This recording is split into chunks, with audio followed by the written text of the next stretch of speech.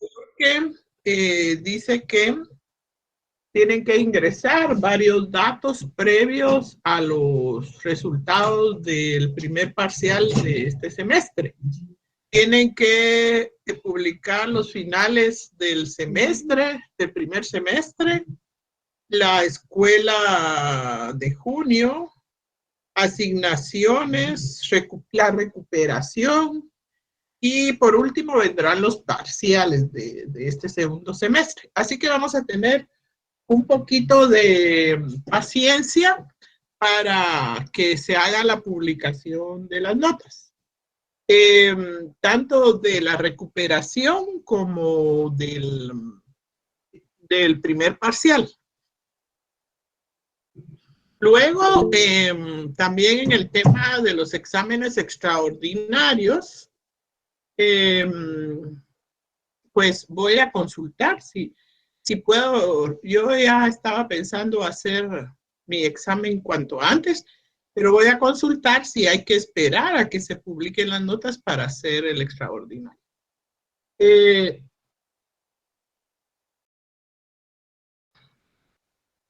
Bueno, de mi curso no hay ninguna publicación de notas. Eric, sin apellido. Perdón, licenciada, una pregunta, un aproximado de cuándo serán los segundos parciales. Eso es otra circunstancia, que tenemos que avanzar en el programa, porque resulta que estamos en septiembre ya, hoy estamos iniciando el mes de septiembre de las celebraciones patrias y el examen, el segundo parcial tendrá que ser, me imagino, a finales de este mes o a inicios de octubre, porque en noviembre ya también son los finales. Muy bien, Entonces, licenciada, le también, agradezco. de nada, tenemos que avanzar en el contenido del segundo parcial, ¿verdad? En eso estamos. Bueno, esas son algunas aclaraciones. En el caso que me autoricen para los que solicitaron un examen extraordinario, recuérdense que deben de enviar una nota solicitando el examen. Cualquier consulta que hagan, por favor, envíen sus nombres y apellidos completos, su número de carnet y la sección, porque tenemos tantos alumnos que a veces envían un nombre, un apellido, ni sección, ni carnet, y la verdad, cuesta mucho localizarlos. Así que envíen todos sus datos cuando hagan una consulta o una solicitud. Yo les estaré notificando a los que puedan realizar su examen extraordinario, en qué hora y qué día lo voy a realizar. Del 3 al 14 de octubre, dice, según el programa general, así está, ¿verdad? Del 3 al 14 de octubre. Podría variar un poquito, pero se hace una planificación siempre previa y en noviembre pues vendrían los exámenes finales, así que tenemos que avanzar, ¿verdad? Gracias, Cristian Solares. Bueno, entonces estamos ahora ya en el tema, ya hablamos del tema de la investigación jurídica. Además de eso, iniciamos con las técnicas empíricas, las técnicas de campo, porque como ustedes tienen conocimiento, hay dos tipos de técnicas que debemos aplicar para hacer una investigación, que podemos aplicar para hacer una investigación. Las primeras técnicas ustedes las recibieron en el primer curso de teoría de la investigación, en el primer semestre, y las técnicas empíricas que vamos a recibir en este segundo semestre. Entonces, como ustedes ven, tenemos dos tipos de técnicas. Existe el método, que es el procedimiento teórico, los pasos a seguir, el fundamento de cómo vamos el camino a seguir para realizar la investigación. Y luego están las técnicas. Las técnicas es la parte práctica con la cual obtenemos datos e información para llegar a conclusiones de nuestro trabajo. Quiero preguntarles, esto es de la clase anterior, entonces, hay dos clases de técnicas en general que se pueden aplicar para hacer una investigación. ¿Cuáles son estas técnicas? ¿Quién me puede responder a esa pregunta? Las dos clases de técnicas que podemos utilizar para hacer una investigación.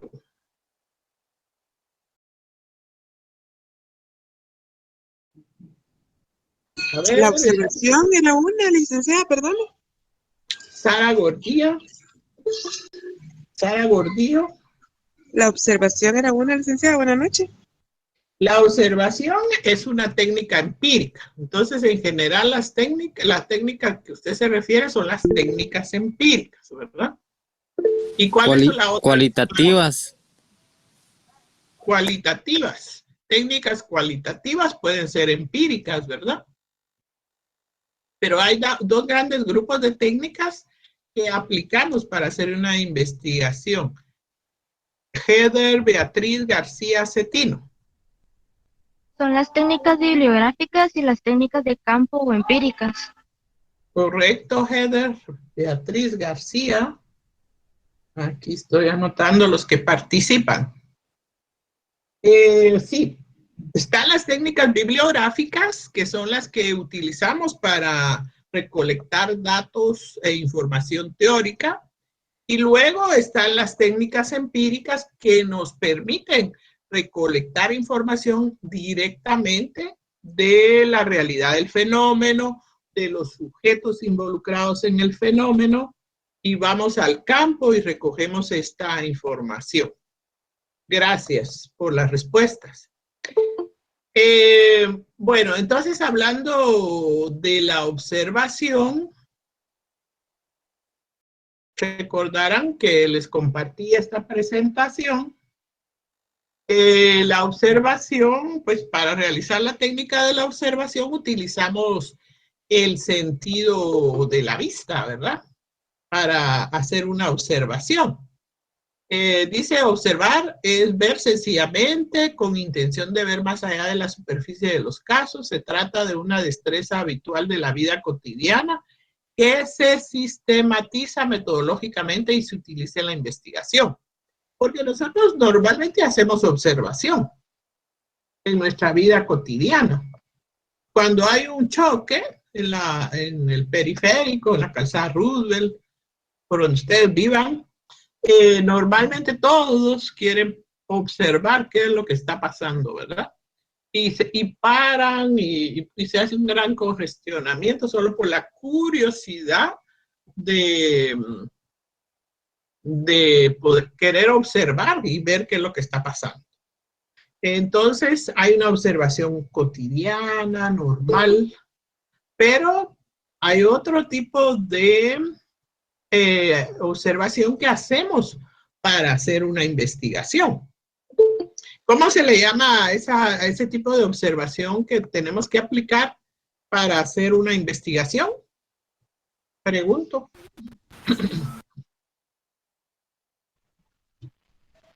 Directa y indirecta, ¿no? Vamos. Esa es una modalidad de investigación. La observación, ¿no? ¿Científica, licenciada? Así es. La observación puede ser científica cuando tiene una intencionalidad, cuando sistematiza la información, y cotidiana o espontánea cuando lo hacemos sin ninguna intención. ¿Cuál sería entonces la diferencia entre la investigación científica y la investigación casual o cotidiana? Eric, ¿ha levantado la mano? Sí, licenciada, pienso que la científica es un sistema de procedimientos, se podría decir, y la cotidiana pues es simplemente como usted decía, de que ocurrió un accidente, entonces solo observamos, no tiene un fundamento. ¿Cuál Pienso que es así, diferencia licenciada. así objetiva entre las dos? La diferencia. El sistema, El sistema. El que, ¿Cuál es, es su el que apellido, tiene Eric? argumentos, la investigación Santos García. Santos García. Correcto. Ujú.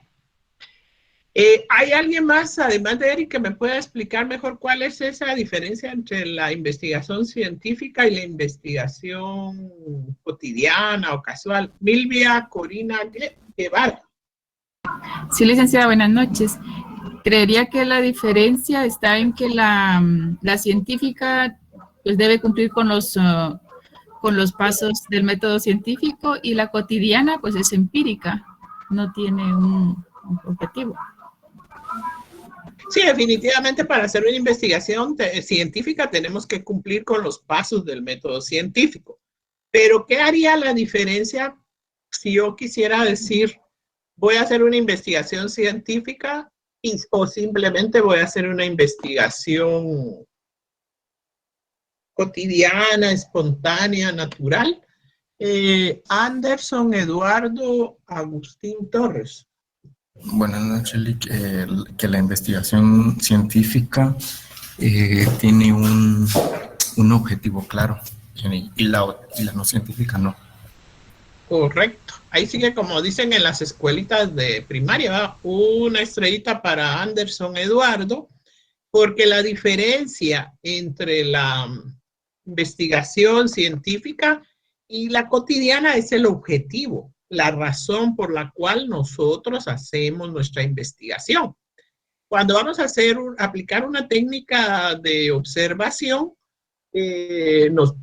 escogemos un tema primero, ¿qué es lo que vamos a observar? Por ejemplo, yo voy a observar las condiciones de hacer un diagnóstico de la situación de los hospitales de COVID. Y luego, ese sería el tema. Y el objetivo, identificar las condiciones en las que se encuentran los hospitales de COVID. Y entonces voy y aplico una observación. Llevo una guía de observación para ver cuáles son los aspectos que quiero observar en el hospital. Entonces, la diferencia entre una observación científica y una observación casual o espontánea es el objetivo por el cual nosotros hacemos, plantearnos el objetivo de qué es lo que queremos alcanzar con realizar esa observación. Gracias por sus respuestas. Sigamos entonces hablando del tema. Entonces vemos que hay dos grandes clases de observación, científica y no científica. Hay que seguir ciertos pasos para hacer la observación. Primero, dice, determinar el objeto, situación o caso que se va a observar, o sea, el tema. ¿Cuál es el tema de nuestra investigación? Determinar los objetivos, cuál es el objetivo de hacer esa observación. Y determinar las formas en que se van a registrar los datos. Observar cuidadosa y críticamente, registrar los datos, ¿verdad? ¿Cómo vamos a registrar los datos? Vamos a ir, ¿en qué forma vamos a guardar esa información de la observación que hicimos? Para ello podemos utilizar algunos recursos que nos ayudarán a guardar esa información o recabar o registrar los datos de la observación que realizamos. ¿Qué recursos podemos utilizar para ello? Las fichas. Michael, ¿quién está respondiendo? Yo, fichas, grabaciones, fotografías y lista de chequeo. Sí, Michael Velázquez. Sí, así es. Sí, así es. No, podemos recabar la información por una guía, ¿verdad? Por una ficha, los aspectos que vamos a observar. Podemos hacer una grabación o un video. Podemos hacer récords anecdóticos. Recuerden siempre que si vamos a hacer una grabación o un video, es recomendable solicitar el permiso para hacer ese tipo de grabación o ese tipo de video, porque no lo podemos hacer sin el permiso de las personas o de la institución en la que vamos a hacer la investigación. Lo recomendable es siempre enviar una nota solicitando que nos permita realizar una observación, explicar el tema, los objetivos de la investigación y aceptado, entonces, y que nos permitan realizar ya sea un video o una grabación de voz de lo que vamos a observar. Entonces hay diferentes recursos que podemos utilizar para hacer este tipo de grabación. Perdón, me perdí por aquí. Aquí está.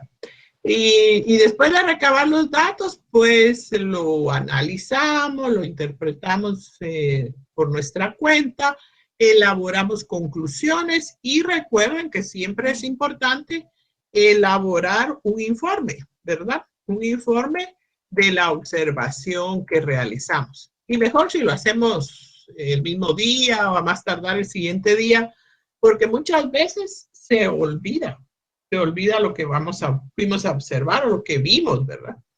Entonces hay que hacer ese informe cuanto antes para ver qué tipo de información podemos utilizar en nuestra investigación. Juan Carlos Martínez. Buenas noches. En este caso también podríamos utilizar los métodos como para, por ejemplo, grabaciones de voz, fotografías, para ir documentando nuestro objetivo.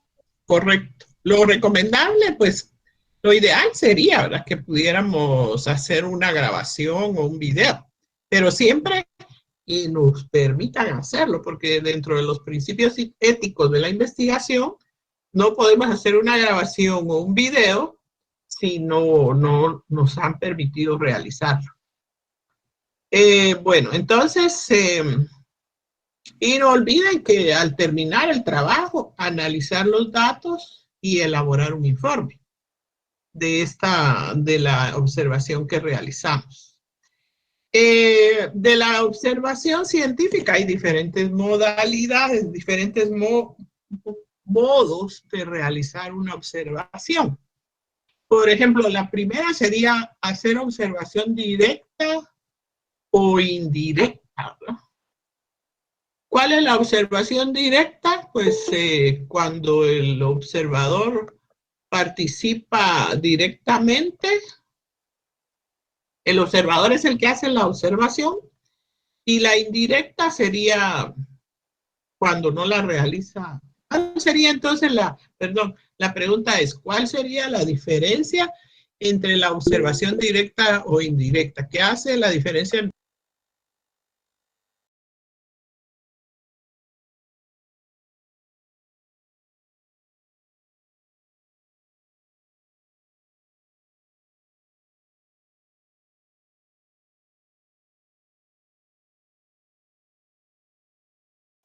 Se fue la LIC. Seguramente se quedó sin conexión. Fue. ¿Cómo le podemos decir con modo que no cambie y cambie sus pantallas? De esa manera, Lick, disculpe, quédese solo donde están las presentaciones. Ahí se lo voy a decir yo. Es que mucho sacadero, metedera. Es que tal vez le cuesta o no sabe. No, es que lo que pasa es ella cambia de pantalla por aceptar a los demás compañeros. Ajá, eso también. Es lo que está sucediendo. Y ya son las 7:30, creo que a todos tendríamos.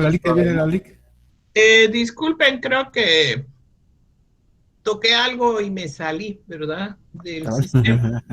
Lic, buenas noches. Disculpe, perdón la intervención. Fíjese que quisiéramos ver la manera de que cuando usted nos esté presentando algo en PowerPoint, no nos esté cambiando a cada ratito la presentación, porque o nos perdemos o le perdemos el hilo. Entonces, solo es una petición a favor de todos los compañeros, ¿verdad? Disculpe, Lic. Fíjese que sabe cuál es el problema. El problema es que yo no tengo un listado oficial de ustedes. Entonces, yo no los... Yo puedo presentar. ¿Cómo? Si usted me pasa la presentación, yo con gusto se la presento a los compañeros para evitar Ajá, para estar evitando estar cambiando pantallas, podemos designar a alguien de la clase o el que se quiera, así como la compañera se está proponiendo, pues darle ahí a la presentación para que no tengamos ese inconveniente de que usted, por aceptar a algún compañero, perdamos el hilo de lo que nos está explicando. Perdón, que yo perdón. tengo que estar aceptando a los compañeros. Creo que hay un modo, hay una forma de aceptarlo sin tener que abandonar la presentación. Déjeme consultarlo, por en algún lugar lo vi. Bien, Lick, sí se puede. Usted El auto... doctor Shetumul nos lo compartió en alguna oportunidad. Voy a escribirle al doctor Shetumul para que él me haga el favor de mandarme el tutorial para que yo pueda compartir sin tener que salirme de la presentación, porque sí, me imagino que eso de estarla quitando y poniendo los hace perder mucho la atención. El hilo, ajá. Ahora, sí. el tema es que al final siempre van a tener la presentación, ¿verdad? Sí, Lick, lo que sucede es que en esta aplicación usted puede automatizar el ingreso de los compañeros. Usted pone, Sí, póngale es que sí hay una forma. O sea, yo tendría que ingresarlos a mi sesión, a todos como invitados ya permanentes, y eso es lo que normalmente se hace en una clase. Y ustedes ya no tienen que estar pidiendo ser admitidos, son parte del grupo y solo entran automáticamente. El problema ha sido de que todavía no hemos tenido un listado oficial de ustedes, porque normalmente eso nos aparecía en la cartelera, donde hay un espacio que se llama e-notas. Y entonces nos aparecían los listados totales de ustedes, de los que oficialmente están en la clase. Porque si yo levanto un listado, me puede resultar el problema de que haya por ahí perfiles falsos, ¿verdad? Ese sería el problema. Pero Fíjese, sí, Lick, vamos a buscar una forma de yo, por ejemplo, esto. en lo personal, Lick, disculpe, yo en lo personal yo no puedo ingresar con mi correo que está en teoría en el registro académico, porque cuando hicieron el año pasado hacer el correo institucional y toda la cuestión, a mí nunca me llegó la aceptación. Entonces yo por eso me conecto con el correo de mi trabajo. Bueno, no se preocupen, vamos a buscarle una salida a esto y yo tengo ya días de estar pendiente de ver qué podemos hacer con él. Pero alguna situación vamos a lograr para que ya podamos trabajar más tranquilamente. Bueno, sigamos con el tema para que no perdamos tanto tiempo. Entonces, la modalidad directa e indirecta, ¿cuál es la diferencia entonces? Licenciado, ¿Sí? la indirecta sería que el investigador se involucra, mientras la indirecta, el investigador no se involucra, pero sí sigue investigando. Sí sería así, ¿verdad? Prácticamente la indirecta es la que tiene información de primera mano y la indirecta es la que tiene información de segunda mano, se puede decir, de otro investigador por medio de libros, videos, etcétera. Sí, yo creo que ahí nos podemos confundir un poquito entre la observación directa e indirecta y la observación participante y no participante, ¿verdad? La directa e indirecta, la directa, como dijo el compañero, a ver, ¿puedes repetirnos la información? ¿Quién fue el que habló? ¿Quién fue el que respondió? Claro que sí, compañera, yo. Alex Estuardo, tema. Así es, licenciada, pues la directa es la que el investigador tiene de primera mano, ¿verdad? Y la indirecta es la que tiene, se podría decir, de segunda mano, la que se obtiene de otro investigador, ¿verdad? Por medio de libros, videos, y otros documentos, ¿verdad? Correcto. La observación directa es cuando yo directamente voy al fenómeno, recojo la información y obtengo de primera mano la observación. Ahora, indirecta es cuando yo consulto, por ejemplo, un artículo, un video, un documental y de otras personas que observaron el fenómeno y aprovecho esa información. Esa sería la diferencia entre la modalidad de observación directa e indirecta. Hay otras modalidades, y están participante y no participante. Eso también se nos podría confundir un poquito. ¿Cuál es la observación participante y cuál es la no participante? A ver, escuchamos. La participante, ay, perdón. ¿Le podemos dar la oportunidad a otro compañero, Alex? Disculpe. Te No tenga agradezco pena, su licenciada. colaboración. James de León. Licenciada, muy buenas noches. Sí, buenas noches. Yo solo tengo una duda con la investigación directa. No sé si me la puede responder. Dígame. Por ejemplo, cuando los noticieros vienen y van a investigar acerca de un suceso, muchas veces ellos en algunas plataformas ponen lo que son cámaras ocultas. Una investigación pues, como tal pues, se basa en eso, ¿verdad? Pero mi pregunta en sí es si hay alguna causa probable de que la persona que están investigando pueda venir y demandar a las personas que están haciendo eso, ya que lo están haciendo sin consentimiento propio.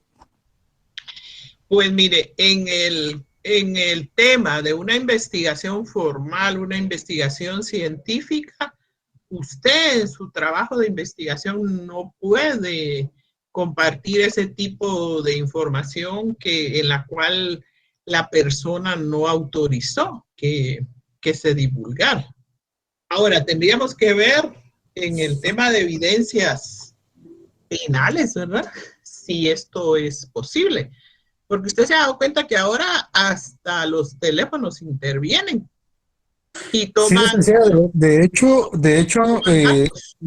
mi pregunta fue porque he visto noticias en las cuales las personas que están investigando algo van y ellos lo graban y como que sin nada, como si sin nada pasó. Entonces, si esta persona que está siendo grabada no está de acuerdo con eso y se entera después de que está en redes sociales, en noticieros, ¿podría él venir y causar alguna reacción legal en contra de las personas que están haciendo eso? Eso lo tendríamos que consultar, ¿verdad? Penalmente, si existe alguna normativa, algo que podríamos aplicar. Yo me imagino que eso sería como invadir la privacidad de las personas, ¿verdad? Digamos, si yo estoy en mi casa y vienen y colocan una cámara oculta y después lo divulgan, eso es parte de la privacidad del individuo. Y me imagino que en algún caso debe de haber sanción por realizar este tipo de divulgaciones personales. Es como invadir la privacidad del individuo. Sería bueno que hiciéramos la consulta a un experto del tema para ver hasta dónde, ¿verdad? Esos videos que normalmente vemos en los noticieros, creo que hay un programa que se llama Expedientes, y graban a las personas así en forma a escondidas, como usted dice, sin su consentimiento, y ver hasta dónde uno como ciudadano puede defenderse de estas circunstancias. Pero como les menciono, yo creo que ustedes lo han visto que en los juicios inclusive utilizan los mensajes telefónicos para evidencia de los casos que están dando a conocer, ¿verdad? Y me imagino que también lo del teléfono debe ser parte de la privacidad, de la parte privada del individuo. Pero tendríamos que consultar, ¿verdad? ¿Cómo está esto legislado? ¿Qué normativas o qué están violando? ¿Qué derechos están violando? Dice la participante es involucrarse en la situación no participante.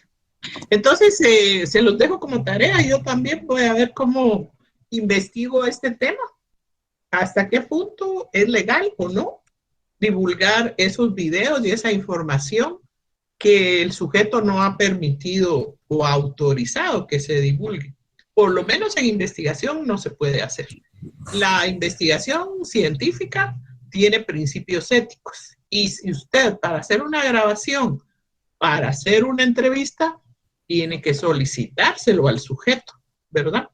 Para que le permitan realizarlo. Inclusive si va a hacer una observación a una institución, tiene que enviar una nota previa y solicitarles que ellos les permitan realizar este tipo de investigación en el campo de la investigación. Ahora tendríamos que ver en ese tema ya de litigar y de evidencias de un juicio, no sé, de una acusación, con algún catedrático específico de ese tema, ¿verdad? Para que nos diera alguna orientación de cómo se maneja esa información. Es interesante. Bueno, entonces sigamos con nuestro tema de la investigación científica. ¿Cuál es entonces la diferencia entre la participante? Vimos que la directa y la indirecta. La directa es aquella en la que el investigador directamente va por la información de primera mano. Indirecta cuando la toma de algún artículo, de algún formulario, de algún video, de algún documental, y no la tomó directamente de primera mano. Ahora, ¿cuál es la diferencia entre la investigación participante y no participante? ¿Alguien quiere responder a ello? Sí, Micrófono, por favor. Que la participante es aquella en la que el investigador se pone a socializar con el grupo, a investigar, y es parte de la situación a investigar, y la no participante es aquella donde el investigador solo observa al grupo determinado a investigar desde fuera prácticamente y no participa dentro de la situación. Gracias, Mariel González. James creo que tiene todavía abierto su micrófono. Por ahí estamos oyendo unos ruiditos. Bueno, disculpe, licenciada. Como dicen, gracias, de nada. Mariel González, la participante es aquella en la que el investigador va y se involucra en el fenómeno.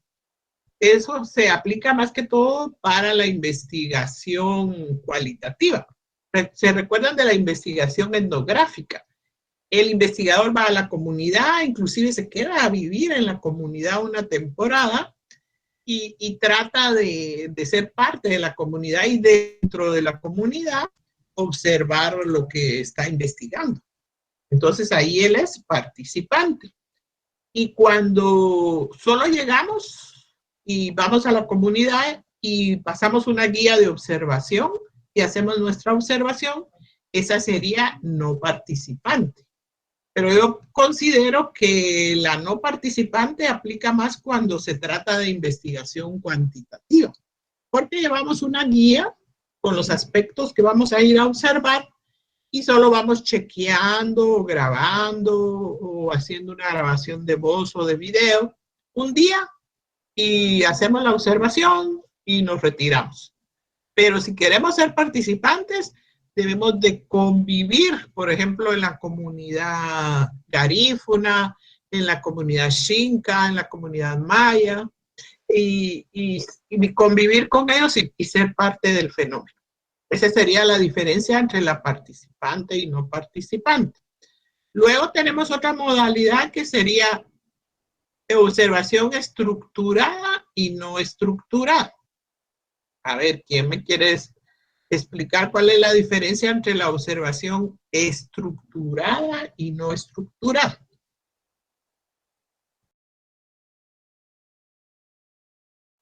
¿Quién me quiere?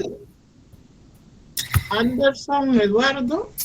Buenas noches. En la estructurada es cuando se usan elementos técnicos y en la no estructurada no se utiliza. No se utilizan elementos técnicos.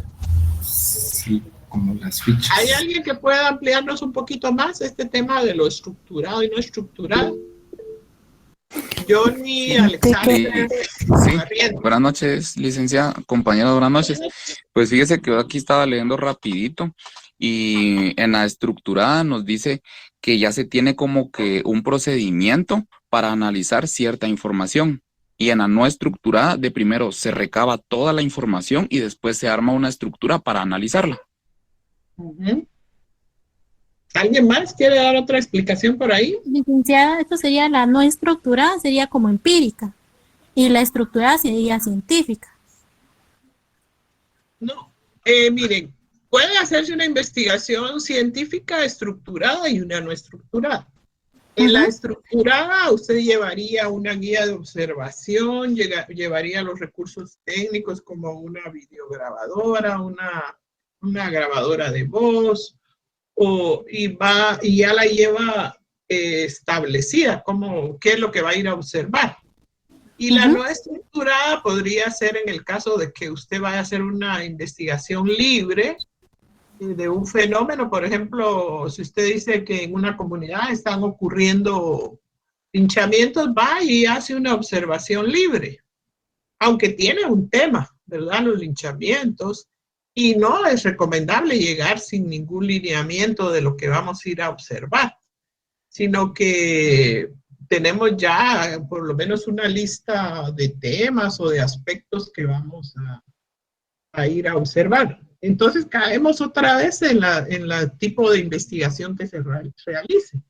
Porque si es cuantitativa, definitivamente tenemos que llevar una observación estructurada con una guía en la cual vamos a chequear los aspectos que vamos a observar. Y si es cualitativa y usted está conviviendo en la comunidad, podría hacer una observación no estructurada, ir a observar, grabar y después analizar de la grabación qué le conviene utilizar en su investigación, ¿verdad? Entonces, podría ser estructurada o no estructurada. No podemos decir planificada o no planificada, porque las dos, ya sea estructurada o no estructurada, deben de ser planificadas. Desde el principio presentamos nuestro plan de investigación con las técnicas que vamos a utilizar. Y ojo, en un punto que creo que ya les había mencionado, que la observación se tiene que hacer acompañar por otra técnica, que no podemos hacer una investigación exclusivamente con observación. Debemos de hacer una observación, por ejemplo, con la técnica de observación y con la técnica de entrevista. Con la técnica de observación y con la técnica de cuestionario. E inclusive podríamos hacer una investigación con entrevista y cuestionario, sí, sin tener la observación. Pero utilizar solo la observación para hacer la investigación no es recomendable. Recuérdense que siempre tenemos que utilizar el tema de la triangulación de datos, confrontar la información, porque usted puede hacer entrevistas y luego hacer su observación. Y los datos que usted obtuvo de la entrevista los confronta con la observación para darle validez a los datos. Porque en una entrevista un líder político puede decir muchas cosas, maravillas, ¿verdad? Pero ya en la observación puede resultar algo muy diferente, que no es lo que el líder político, el líder de la comunidad, el alcalde, el gobernador propone que hay en la comunidad, ¿verdad? Bueno, entonces hay otras modalidades, como también tenemos de campo y de laboratorios. Recuerdan que hablamos de ellas. ¿Qué diferencia hay entre observación de campo y observación de laboratorio? ¿Qué hace diferente? Si yo digo, voy a ir a hacer una observación de campo, o digo, bueno, yo voy a ir a hacer una observación de laboratorio. ¿Qué diferencia hay? ¿O será lo mismo? ¿Quién me puede responder ahí? A ver. María José Cristal.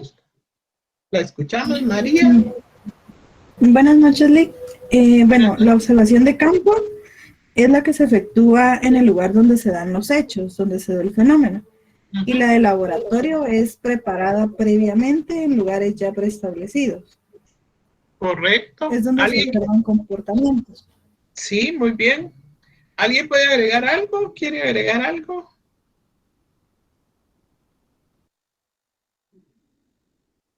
Entonces, si yo digo, voy a ir a hacer una observación de campo, voy a hacer una observación del fenómeno en la realidad, en lo que ocurrió, donde ocurrió.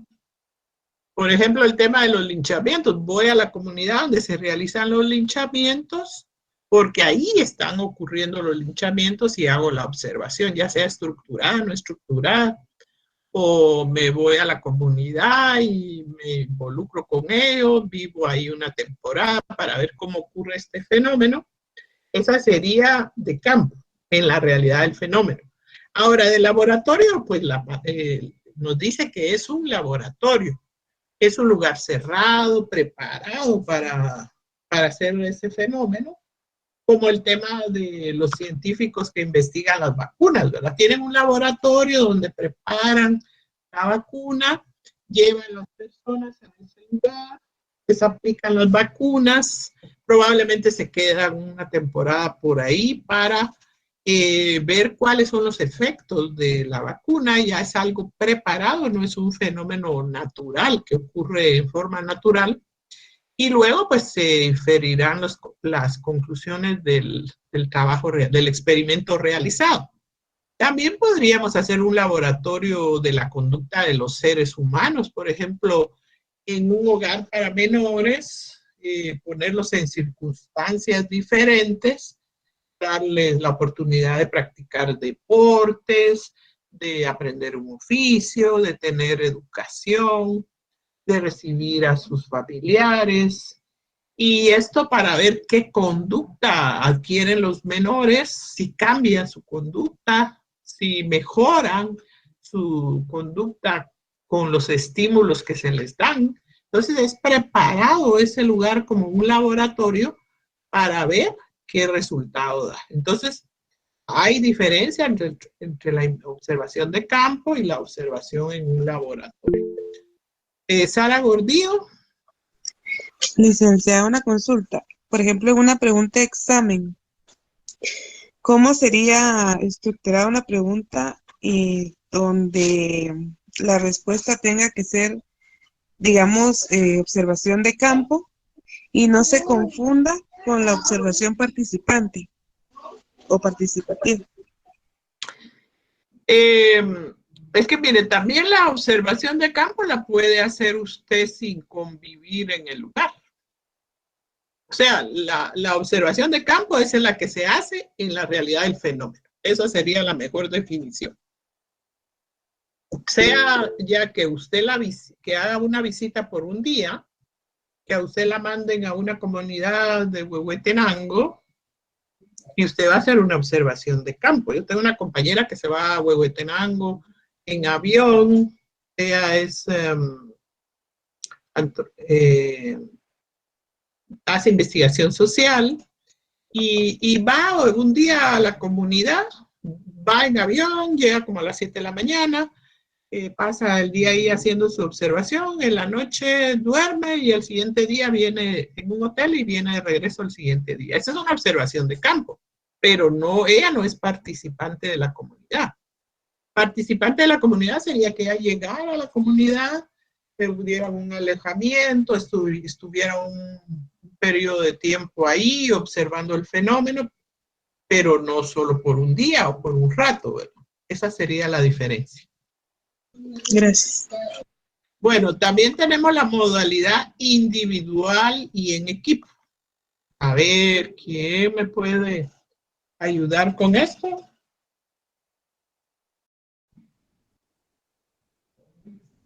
La diferencia entre individual y de equipo.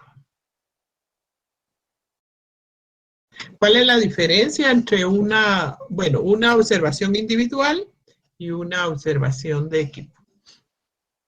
¿Hay alguien? Como el nombre lo indica, la individual solamente la hace una persona y la de equipo puede ser repartida por varias personas. Sí, la individual es la que hace el propio investigador, ¿verdad? ¿Qué es lo ideal? Que uno mismo como investigador vaya y haga su observación. Cuando estamos haciendo nuestra tesis, pues lo ideal es que nosotros hagamos nuestras propias observaciones. En equipo hay cierto tipo de investigaciones que realizan en grupo, en equipo, como cuando ustedes hacen una tarea en grupo. Yo les he dicho a veces, hagamos una tarea en grupo, y muchas personas no les gusta trabajar en grupo ni en equipo, ¿verdad? ¿Por qué? Porque cuando trabajamos en equipo, cada elemento del equipo debe de aportar sus cualidades y sus competencias para lograr un buen trabajo. Y también hay personas que no saben trabajar en equipo, que tienen problemas personales, de personalidad, de que no tienen madurez emocional. Ustedes han visto, creo que ya se los he dicho, que en los grupos siempre hay alguien que es el que pelea, que no está de acuerdo, que hace berrinche, porque son personas que no tienen madurez emocional. Sería recomendable que un día de estos nos dieran una buena plática aquí en los cursos sobre este tema, porque yo he encontrado mucha gente que no sabe trabajar en equipo. Y esa es una de las competencias de todo profesional, porque ustedes siempre van a trabajar en sociedad, con otras personas, en grupo. Y si no tenemos esa competencia, vamos a tener problemas en todos lugares, ¿verdad? No vamos a encajar en ningún lugar. Entonces, hay investigaciones en equipo, como en los seminarios. Vamos en equipo, podemos ir a hacer una observación en equipo. Cada elemento observa determinados aspectos, o todos observan el mismo aspecto y después lo socializan, analizan la información. Tal vez si van varias personas, logran observar más elementos o tienen más información que vaya solo una persona a hacer la observación. Entonces, eso sería tomar la decisión como investigadores de cómo vamos a hacer ese tipo de observación y cuál va a ser la que se va a adaptar más a nuestro tema de investigación, y que consideremos que a través de esa observación vamos a obtener los datos que necesitamos para nuestro trabajo. Entonces, miren, señores, en primer lugar, como vimos en la presentación, tenemos que tener bien claro el tema que vamos a investigar. ¿Cuál es nuestro tema? ¿Qué es lo que vamos a ir a investigar, verdad? ¿Cuál es el tema de nuestro trabajo? ¿Qué es lo que pretendemos ir a observar? Determinar el objeto, situación, caso que se va a observar. O sea, determinar el tema o el objeto de nuestra investigación, el fenómeno de nuestra investigación. Primero debemos determinar el tema o el fenómeno que vamos a investigar. Determinar el tema. Luego, establecer cuál es el objetivo. Por ejemplo, yo digo, voy a ir a investigar el sistema educativo. Ahora, ¿cuál es el objetivo de mi investigación? Voy a compartirles unos ejemplos de guías de observación. Creo que ya no se los compartí en la última clase. Establecer el objetivo.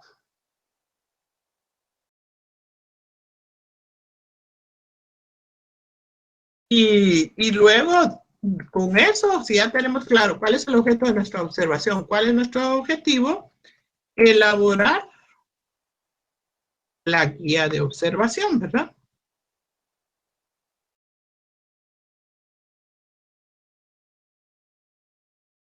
Estos serían los pasos para elaborar una guía de observación.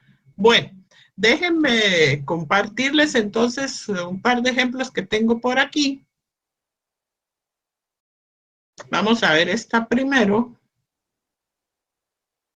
Ahí estamos, ¿verdad? Esta es una guía de observación. Siempre debe llevar un encabezado, el nombre de la institución que hace la investigación, Universidad de San Carlos, Facultad de Ciencias Jurídicas y Sociales, guía de observación, el tema o el fenómeno que vamos a observar, efectos de la pandemia de coronavirus en la economía.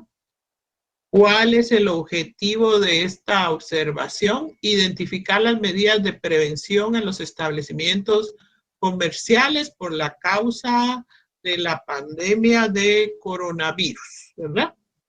Entonces, nuestra observación se va a enfocar en identificar cuáles son los protocolos, cuáles son las medidas de prevención que están aplicando en los establecimientos comerciales para evitar ese contagio. En nuestra guía, pues creo que debemos de colocarle unas instrucciones, observar y marcar con una X las respuestas. En algunos casos nosotros mismos vamos y llevamos nuestra guía y vamos chequeando los aspectos que vamos a observar, pero si enviamos algunos encuestadores, pues entonces sí sería bueno ponerle unas instrucciones. Y luego vendrían las preguntas. ¿Alguien levantó la mano por ahí? ¿Quién tiene una pregunta? Sí, Lick, buenas noches. Yo tengo una duda. ¿Aquí se tiene que delimitar también el tema o no? Pues eso lo tiene que hacer en el plan de investigación. Porque, por ejemplo, esto es muy general, ¿verdad? Efectos de la pandemia del coronavirus en la economía. Usted podría, yo lo puse así muy general, pero usted podría decir efectos de la pandemia en los centros comerciales, ¿verdad? De la ciudad capital, sí, hay que limitarlo. Todas las investigaciones tienen que tener límites geográficos, temporales, pero eso va dentro de su plan de investigación previo. ¿Alguien más tiene otra pregunta? Gracias, Lick. Sí, no, con relación a eso, entiendo, pues se entiende que ya tenés el plan de investigación, ¿verdad? El proyecto, el anteproyecto definido, y eso te va dando tu guía de observación, ¿verdad? Sí, ya está, ya tiene sus límites geográficos, temporales, institucionales, etcétera, ¿verdad? Pero esta sería solo nuestra guía de observación. Bueno, entre las preguntas, pues yo les pongo aquí como ejemplo, por ejemplo, instrucciones, observa y marca con una X. Número 1, miden la temperatura a los clientes en cada establecimiento comercial en el que vamos. Ustedes se recuerdan, en los tiempos más difíciles de la pandemia, pues en todos los centros comerciales había un termómetro, nos tomábamos la temperatura antes de ingresar, ¿sí o no? Y vamos chequeando en nuestra guía. Al ingresar, solicitan a los clientes pararse en la alfombra con cloro por 5 segundos. Había en todos los lugares una alfombra y nosotros nos parábamos en ella. A muchos se nos despintaron los zapatos de pararnos en esas alfombras con cloro.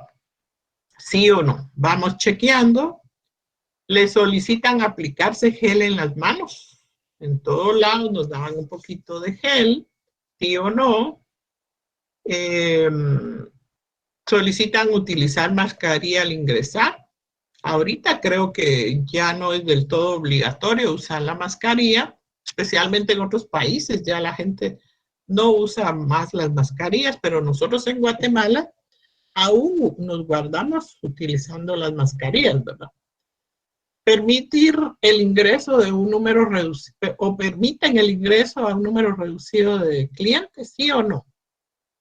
En muchos establecimientos había una cantidad específica de las personas que podían ingresar y solo entraba el número establecido.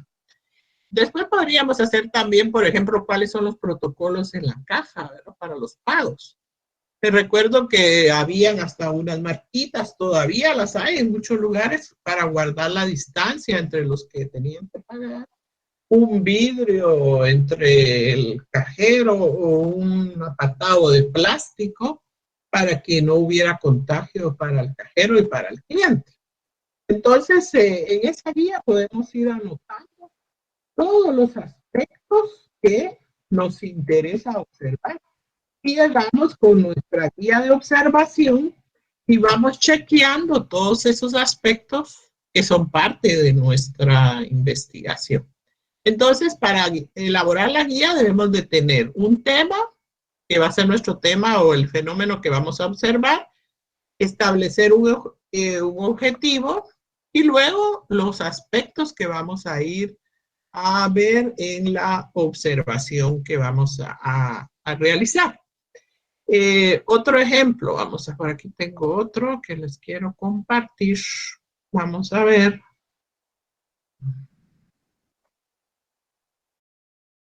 Vamos a ver, podríamos hacer, también eso es otra situación, que no en todos los lugares es necesario hacer una guía de observación. Tenemos que analizar nuestra investigación para ver si aplica, si es necesario, si va a aportar datos el realizar una observación. Si no es necesario, pues no la incluimos en nuestro trabajo. Por ejemplo, podríamos ir a observar un hospital, podríamos ir a observar los centros educativos, podríamos ir a observar los entes de justicia, los juzgados, una comisaría de la PNC, una unidad de los derechos humanos, cómo se trabaja, si se prevé, se hace la prevención o se aplican los protocolos del COVID. Veamos También esta otra. entraría, perdón, Electa, ahí entraría también los censos, ¿verdad? Bueno, el censo es una encuesta, ¿verdad? Y en la encuesta también se hacen observaciones porque muchas veces dice de qué materiales son las casas, cuántos viven en la casa, todos estos datos, pues muchas veces se chequean por observación. Y algunos datos que en la entrevista con los ciudadanos se obtiene la información. Veamos este otro ejemplo. Esta es, les mencionaba que debe de llevar un encabezado donde diga cuál es la institución donde se realiza la investigación, Universidad de San Carlos, Facultad de Humanidades, Guía de Observación de los Establecimientos Educativos, tema, diagnóstico del sistema educativo, perdón. Estas guías se las voy a compartir en clase. Objetivo, identificar las condiciones de los establecimientos educativos. Yo les agregué aquí, o en la observación se agrega que deben de anotarse los datos generales como el establecimiento, la dirección, el área, el nivel. Es información que probablemente colabora con la investigación. Información sobre el establecimiento, las instrucciones, marque con una X la respuesta que considere correcta después de realizar la observación del establecimiento. Infraestructura. 1. ¿Cuáles son los materiales que se utilizaron para la construcción? Ladrillo, bloc, adobe, y vamos marcando según observamos. ¿Qué tipo de terraza tiene el edificio? Fundida, de lámina. ¿Qué tipo de piso tiene? Torta de cemento, piso de granito. ¿Qué tipo de ventanas? Ventanas de aluminio, de madera, otras. ¿Cuál es la capacidad de las aulas? 40 alumnos, 60 alumnos, 80 alumnos. Condiciones pedagógicas, por eso ya es del tema de la educación. Si alguien levanta la mano. Licenciada, estos formularios más o menos como esta guía de observación también las utilizan en trabajo social, ¿verdad? Correcto, ajá.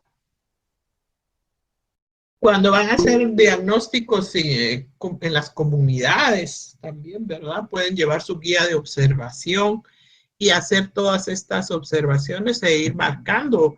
Luego, por ejemplo, si se hizo una observación en 100 instituciones educativas, pues se tabulan los datos.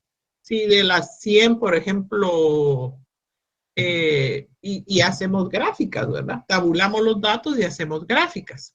Con los centros comerciales también podríamos escoger una muestra de 200, de 100, y luego tabular los resultados y hacer gráficas para inferir conclusiones de esa observación.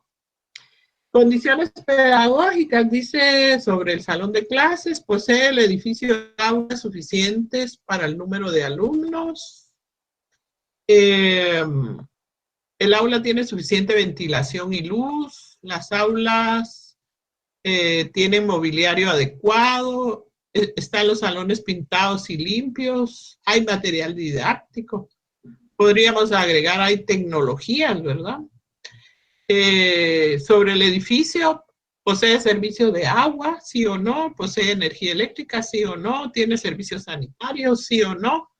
¿Posee el establecimiento áreas verdes y jardines? ¿Sí o no?